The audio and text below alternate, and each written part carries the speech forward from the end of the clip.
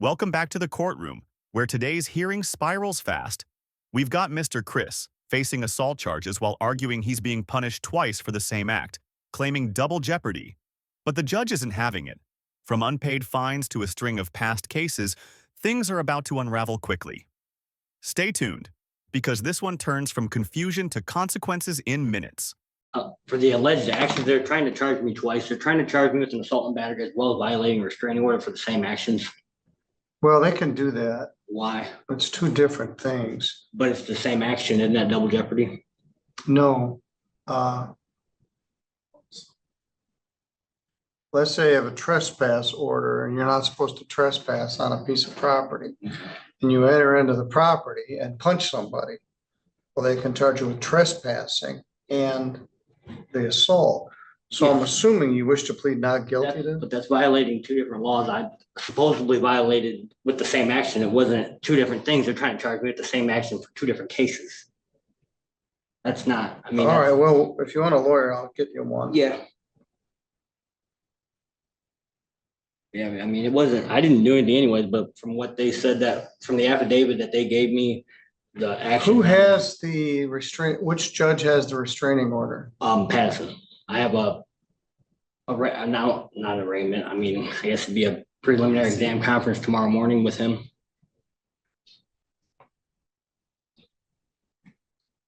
Because they're saying I violated the restraining order by assaulting him. Okay, well, all right, we'll sort that out. Set attorney pretrial for July 12th, 2024.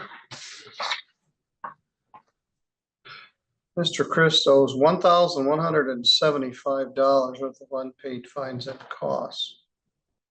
He has a controlled substance case from 2021 where he owes $175.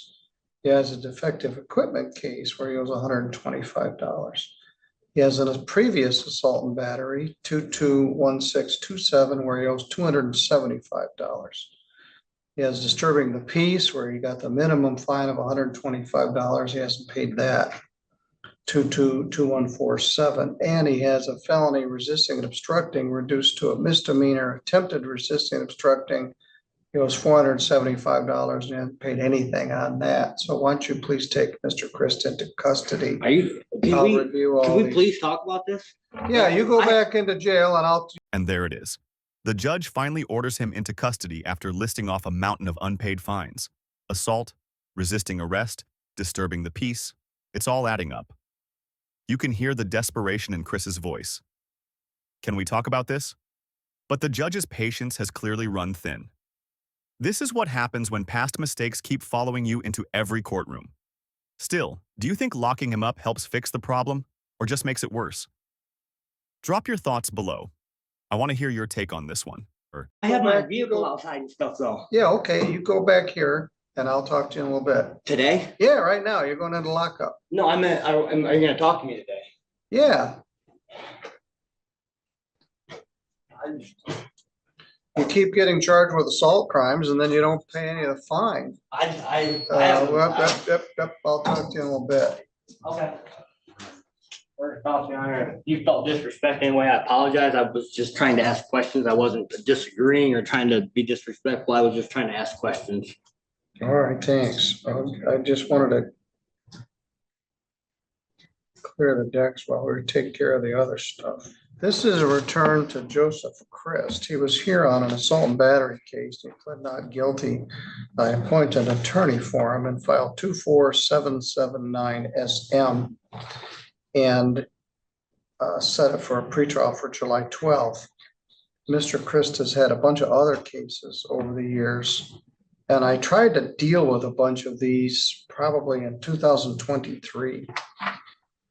In file 211409FY, you were charged with felony possession of methamphetamine. It was reduced to a misdemeanor use of methamphetamine. There was a probation violation. Judge Patterson gave you 60 days in jail, and there was a $175 fine left over, which you were to pay on a payment plan. You had an assault and battery where you did 29 days in jail and you owed $275. I think that was Judge Patterson. and you were on the same payment plan, you were gonna pay $50 every 2 weeks. Then you had a disturbing the peace in file 222147, and you owed $125 and on a payment plan. And then I saw you in January on a felony resisting obstructing a police officer reduced to a misdemeanor attempt.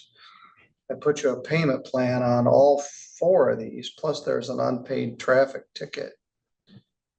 And as far as I can tell, you never made one payment from January. I was, while working at Little Caesar from March of last year up till December, I was making payments every check. You said you wanted $50 every check, and I was doing that for months. Well, let's take a look. I made several payments, and I had them down pretty low, and then I ended up losing my job. They transferred me. Well, you made some payments. Yeah, I was paying. They said I had them down pretty low, at least for from what they told me in the office. Well, that was 50, then we reduced it to 20. And you did make some payments, and then in January you stopped paying. Right after I lost my job, they transferred me to Sturgis, and I just couldn't make the commute, and they didn't really care that I couldn't make the commute. They didn't want to transfer me back to Three Rivers, and Well, where are you living now? I pretty much stay in my car. I mean, I park at my mom's on 3rd Street in Three Rivers, but I pretty much stay in my car. There's not really room for me at her house, and I'm not trying to overload her, so I just pretty much stay in my car. Are you working someplace? No, but on the 6th of June, there's a WSI job fair they told me to attend, and they said that as long as I come there with 2 forms of ID, that they will have me a job that day. They said I just have to be there.